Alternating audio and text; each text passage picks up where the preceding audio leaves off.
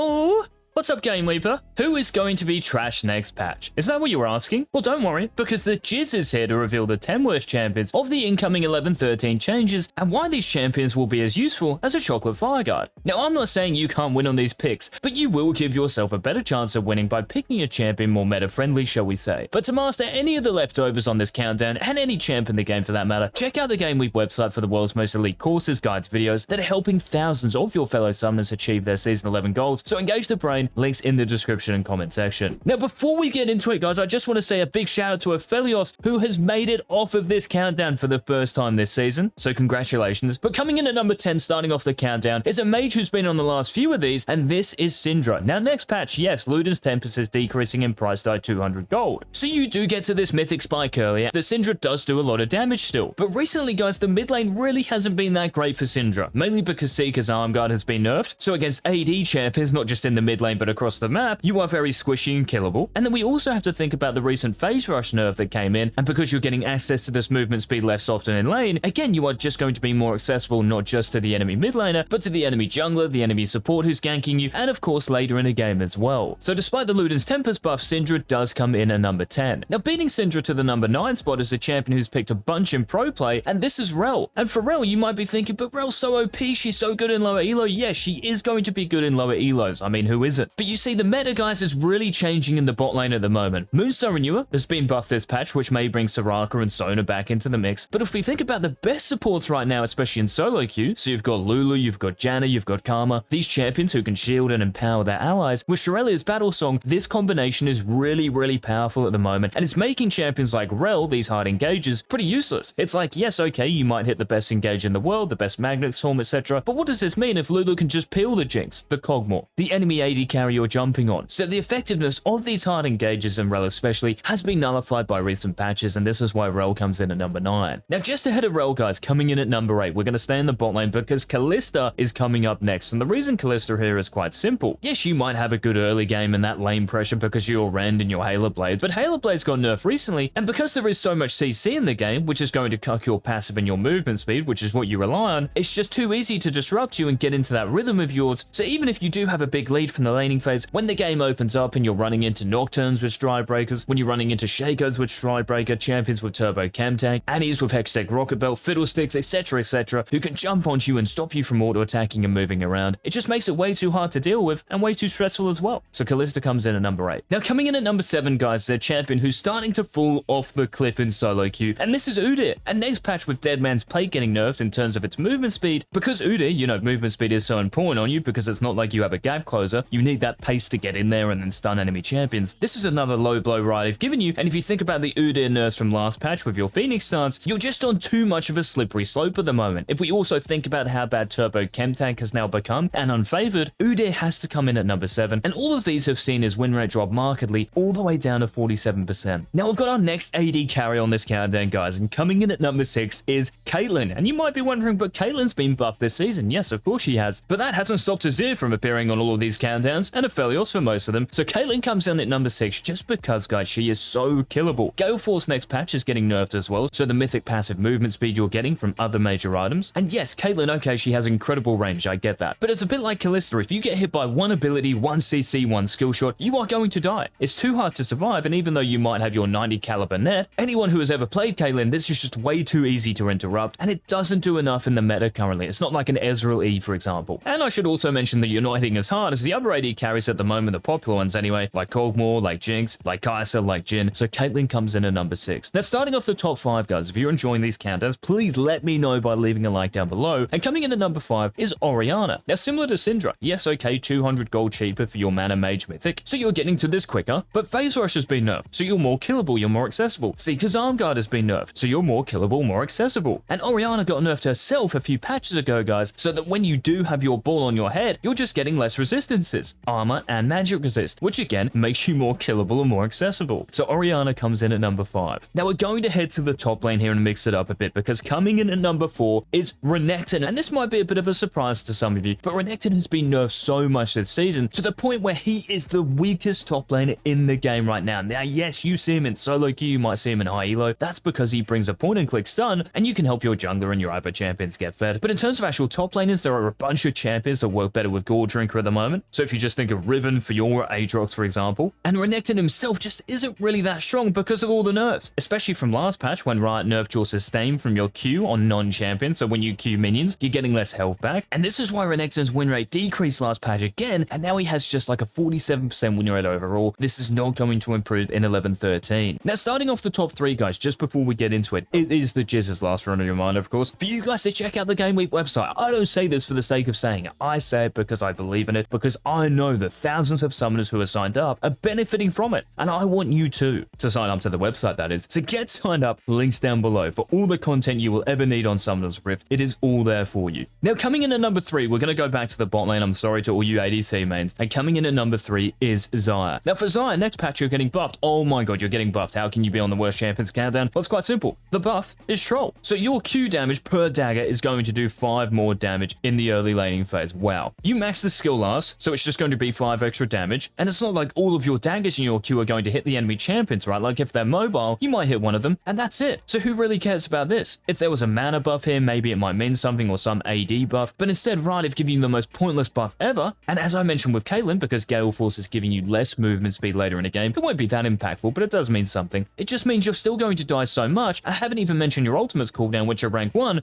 lasts 3 minutes. A 3-minute ultimate cooldown for a champion who needs all the pills she can get. So Xayah comes in at number 3, I'm sorry. But thankfully for you, Xayah mains, your feathers are a little bit stronger than this next champion. And coming in at number 2, you guys can probably guess who it is. It is Azir, of course, the Emperor of Shurima. Now, next patch for Azir, okay, you're getting to Leandra's ambush quicker. Is this going to stop you from dying? Is this actually going to help you in a solo queue environment? No. Well, it might do just a little bit, but that's it. Just a little bit. You still take way too long to come online. Your auto attacks do more damage than your soldiers in the early game. What a joke that is. And as I mentioned with Orianna and Syndra, with the Seeker's arm guard nerf, you can get snowballed on really easily. And most of the time, you're just hoping that your team stays in the game so you can make it to like 25, 30 plus minutes, so then you actually come online, but it just takes way too long. Your Nash's tooth spike as well isn't what it was because you're not getting cooldown reduction. So Azir comes in at number 2, guys. Now, who on earth can beat the pigeon? Well, coming in at number 1 is Lucian, a fellow mid laner who can be played in the bot lane as well. And for Lucian, guys, next patch, just like with Xayah, with Caitlyn, the Gale Force nerf is going to hurt you a little bit. But what's even worse for Lucian is that because you're a short range champion, you have to get close to all the mobility cucks in the game and all of the damage in the game at the moment. It's not like you're playing Jinx or Cogmore where you can sit in the back with a Lulu next to you. No, you have to get those dreadlocks of yours in there, and it's just way too risky to do. Like, even if you do play fights perfectly, there's probably a good chance you still die. Now, I should mention here that the Prowler's Claw nerf coming in, which is no longer going to allow champions to Prowler's Claw to minions and jungle monsters. This is going to help you survive against Zeds, Talons, Kianas, etc. But even without this, I can't picture Lucian surviving against these champions. And like I said, once the game opens up and you start team fighting in the middle late game, it's just, yeah, you don't have that range to stay safe from the enemy damage, the enemy CC. It's very easy to jump on you and kill you. So Lucian makes it the number 1 spot, guys, for the worst champion in the game. Let me know in the comments on what you think of this list. Do you think there's a worse champion? Maybe you think I'm drunk and that some of these champions are actually going to be good. Let me know all of your thoughts down below in the comment section. Remember to hit that sub button on the way out so you don't miss tomorrow's video. And until then, this has been the Jizz. Bye.